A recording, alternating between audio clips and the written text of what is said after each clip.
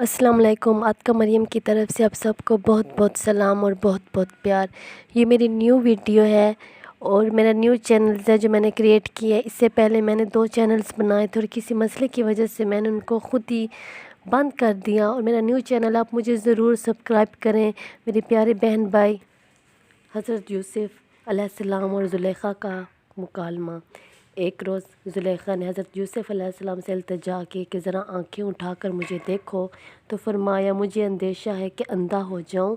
وہ کہنے لگی تمہاری آنکھیں کس قدر خوبصورت ہیں، تو فرمایا جب میں قبر میں اتارا جاؤں گا تو میرے چہرے کی جو چیز سب سے پہلے گر جائے گی وہ یہی آنکھیں ہیں۔ پھر کہنے لگی تمہارے جسم کی خوشبو کتنی اچھی ہے، تو فرمایا اگر میری وفات کے 3 دن بعد میری لاش کو سونگھو تو باغ کھڑی ہوگی۔ زلیخا نے التجا کرتے ہوئے کہا اے میرے نزدیک کیوں نہیں آتے، تو فرمایا تم سے دور آ کر خداوند عالم کی قربت حاصل کرنا چاہتا ہوں۔ اس نے پھر التجا کی میرا بستر ریشمی نرم ملائم ہے، اٹھو اس پر چل کر میری خواہش پوری کرو، تو فرمایا مجھے خوف ہے کہ جنت میں میرا جو حصہ ہے وہ ختم ہو جائے گا۔ کہنے لگی اگر تم میری بات نہیں مانو گے تو تمہیں شکنجوں میں جکڑ کر رکھ دوں گی، تو فرمایا خدا میری حفاظت کرے گا۔